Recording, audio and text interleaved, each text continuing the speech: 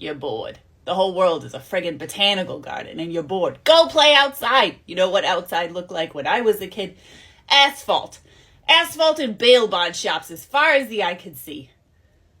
What's a bail bond shop? How do I explain this? You want to go swimming in the bayou? The bayou that runs through downtown Houston? Well, have fun. Say hi to the otters for me. Wear your sunscreen. I know, kid. I miss your uncle, too.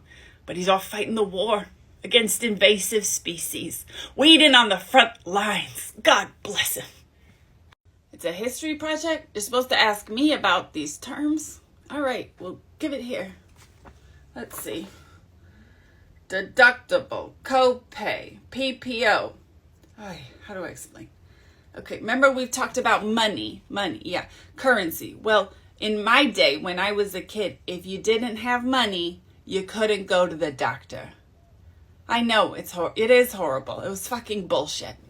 You're still bored. Kid, you could go to the community center down the block, go bowling for free. You could take the solar train downtown for free and go to that fancy new arcade they built, play all the VR games you want for free. You could go to the Prairie Restoration Project and feed the wild ponies for free. Why do I always say, I know I don't have to say for free every time, but you have to understand, kid, it's never not gonna be weird to me. Air quality alert, particulate matter. What's going on? A wildfire? Chemical plant blow up or something? Oh, it says a herd of bison moved into the area, kicking up a lot of dust. Well, isn't that nice? Where'd I put those old masks? Well, kids, there's nothing to cook for dinner. We're going to have to go to the grocery store. Grocery store. Where's my mind? What am I talking about? Boopa, come here. Go down to the food co-op. Get us some cooking oil, all right? Make sure to say thank you to Carol, all right? And Calyx, come here. Go out to the food forest, pick some zucchinis, whatever looks right, good for a stir fry, all right? You make sure to say thank you, too. No grandkid of mine's going to take plants for granted. You got something to tell me, but you're worried it's going to make me upset. Calyx, give Grampy some credit. I've been around the block a few times, all right? Just what is it? Elective surgery? Prehensile tail. Live your bliss, kid. You only get to go on this ride once. I think you'll look cute with a tail. What do I miss most about the old days? All right, don't tell your mother I told you about this, but there was this absolute abomination called a Doritos Locos Taco. Oh, man. They would shoot right through me. What I wouldn't give for one more taste. A gender reveal party for a 5-year-old? Isn't that a bit young? How do they know already? Well, I guess they can change their mind later.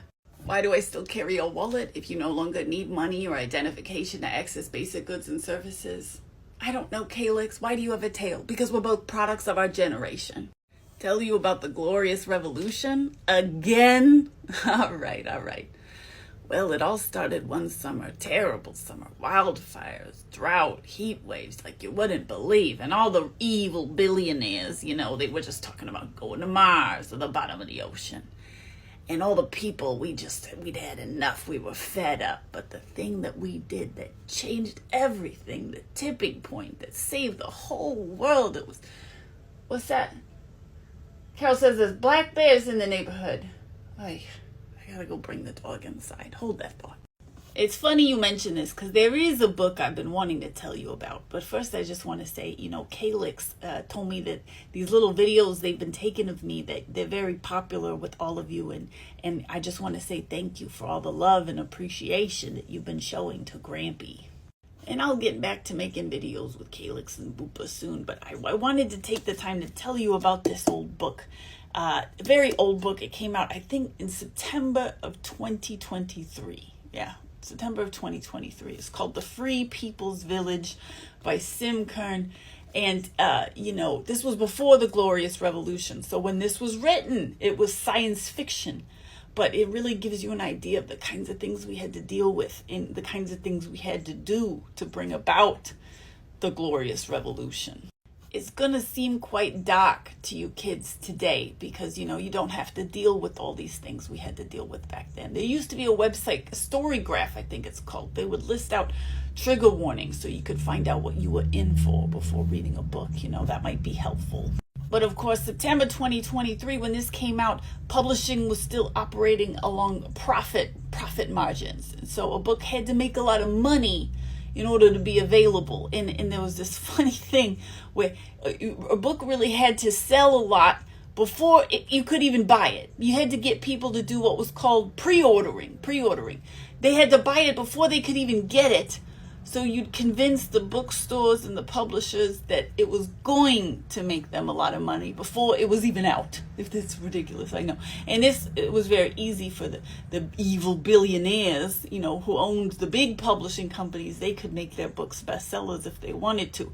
But if it was out from an indie press like this book, and it wasn't run by an evil billionaire, well then the only way to kind of make sure your book got in bookstores was to, authors had to prostitute themselves on social media, basically, to try to generate hype for a book. So even though this book isn't going to be quite as comforting as these little chats with Grampy, it is ultimately about hope and how you keep hope in the darkest of times and how you keep fighting for a better world, even when it seems like all is lost. And of course you see a zillion books like this now, but this was the very first one to do the thing where the dust jacket pulls off and unfolds into a poster. I know this is so cliche now, but Ganzia, the artist who designed it, he was the first one to do it like this. And I just look at this poster and all this beautiful art, and it brings back, beautiful and terrible memories of the glorious revolution. So yeah, back in July and August of 2023, it was really important to get pre-orders for the Free People's Village. And there were probably links in bios back then to help you do that. Boopa, what's the matter? Calm down. Take a deep breath. Tell Grampy what happened. Okay, you were at school. Taylor was hoarding crayons. And when you told the teacher, she called you the C word. Just want to clear, which C word are we talking about? C-O. P-O. She called you a cop. I won't say it. I'm sorry. Don't start crying again, sweetie. That's very ugly language. I'm sorry you had to hear that in school. All right, but tell me this. Before you went to the teacher, did you ask Taylor to share the crayons? You did. She refused, like a real capitalist. There's another C word. Did you go to any of your other friends and try to come to her as a group and say, hey, share the crayons with all of us? No. All right, well, next time, maybe before running to the first authority figure, you could try a little collective action. Otherwise, Tilly has a little bit of a point. Okay, don't start crying again. Calyx, what are you doing home from school so early? Felt like you've been making enough progress towards your individualized learning goals lately, and plus you were just a little headachy and not quite feeling it today. So you came home. All right, you're a good kid. You want a sandwich? I got a gorgeous brown rye from the baker. In my day, you couldn't just leave school when you weren't feeling it. You were stuck there. Even if your teacher was some sadistic, existentially empty husk of a failed 7th grade volleyball teacher, it didn't matter. You were stuck all day and all year. Well, you couldn't just leave because, eventually, the cops would come get you for truancy. Boopa, it's not offensive if you're talking about history. I guess it was a little bit like jail, come to think of it. If you were a kid, you were stuck. You had no rights. You were stuck with your family, too, your biologicals. And if you were unlucky and had a, mean drunk for a parent, or let's say you were a goth kid and your parent was what we used to call a Disney adult, it didn't matter. You were stuck with them. Well, again, you couldn't really run away because, you know who. They'd come after you and try to find you. And there was nowhere to go for kids. You'd be out on the streets. Yes, Boopa, like where the cars lived. Except, no, you wouldn't get hit because most of the street was where the cars lived, but there were sides to the street, sidewalks. I guess you could sleep there in a doorway or an underpass. Well, that's like where one street goes under another street. There's a little bit of shade. Well, there were no children's centers back then. There wasn't anywhere kids could go if they felt unsafe and have a place to sleep and a dormitory with other kids their age, with games to play and food to eat. There was nothing like that. It was just your biologicals or bust. Speaking of the children's center, Grampy needs a nap, all right? And your parents aren't home for a few hours. I'm going to call over there and tell them you're coming, all right? And don't take the shortcut through the prairie because there's cottonmouths in that tall grass, all right? Calyx, Boopa. Can y'all come here? Can you tell me why, yet again, every single light in the house is left turned on? Well, it's wasteful, all right? It's not wasteful because all of the energy is solar powered and free. Well, it's the the principle of the thing. Look, solar panels don't last forever, all right? Well, they last about 50 years, but still, you're wearing them out, all right? Think of the poor solar panel recycling guy, all right? You're making his job harder. Why do I assume he's a guy? All right, just turn the lights off when you leave a room, okay? Grampy's house, Grampy's rules. Calyx, what's this I hear about you and a friend going to Chicago on the overnight high-speed solar rail? Just the two of you. And how old are you again? 16. And your parents are okay with this. They say it's very safe. Well, what do I know? But listen, be careful, all right? There are still creeps out there. Trust me, I know. I went to middle school with some of them. And bring your mace, all right? Chicago's a very dangerous city these days. I heard about a terrible attack inside the Loop just last week.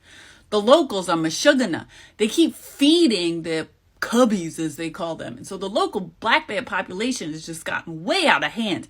They're very aggressive downtown. So you'll need your bear mace, and text Grampy when you get in, okay?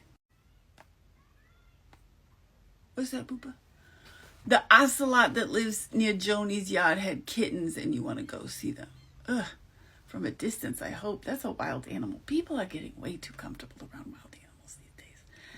Anyways, no, Booba, I can't go with you. There's a worldwide vote tonight, and I haven't made a decision yet. Yeah, see, they're talking about maybe restarting the space program. A couple decades ago, you see, they had to stop shooting off rockets because they figured out that the fuel from it was depositing this black soot in the upper atmosphere. It was like 500 times more powerful of a greenhouse gas than airplane emissions, which was really bad. So now a bunch of scientists, they say they've found a way to yeet things up into space without doing so much damage, to the ozone layer and things. But there's a lot I gotta read here. Environmental impact reports, engineering statements, philosophical and ethical debates.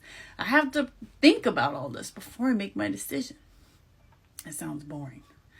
Yeah, well, listen, kid, when I was your age, we didn't have democracy. We had what was called a representative democracy, where every 2 to 4 years we could vote for some schmuck who was then supposed to vote for us. But the problem was you only got to pick between 2 candidates, one of which was entirely bought and sold by evil billionaires and would only ever vote in the interests of the rich. And the other guy would be exactly like that, except, also a racist, homophobic Nazi. No, they weren't always guys. You still think that sounds boring and that you'd rather look at some ocelot kittens. I gavalt, Boopa. If you don't appreciate these rights, you're gonna lose them. You'll care about this later, like when you're 7. Okay, fair enough. If you enjoy your visits with Solarpunk Grampy, I really think you'll enjoy this book, The Free People's Village, which is not about the world he lives in, but it is kind of about how we fight to get there and what it might look like when things are halfway there. So this book comes out in 2 weeks. I wrote it, and pre-ordering it would be super, super awesome and helpful right now. So if you want to support me and my channel and this content, the best way to do that right now is to go pre-order this book, and you'll find a link to do that in the places where those live. They called you a what now? And blocked you. What does that mean? Oh, they cut you off. Like a fault. Well, forget them. It's their loss. It's their loss. At least we won't have to eat that dreadful honey cake anymore. Well, no, they're not invited to Rosh Hashanah. I'm sticking with you, kid. Nobody gets to call my bubula a name like that. And all this kerfuffle in the family over what? Over Israel? No, I don't give a flying fuck about Israel. What kind of Jews are patriotic anyways? Our people in Russia, they were all anarchists. I'm serious. Yeah, they weren't dreaming of Israel. They were dreaming of autonomous worker collectives all over the world. Now you got Jews all over the world draping themselves in the flag of a nation state. It's a shanda. It's, what does your generation call it? Cringe, yeah. It's a cringe shanda. And what kind of nation is this?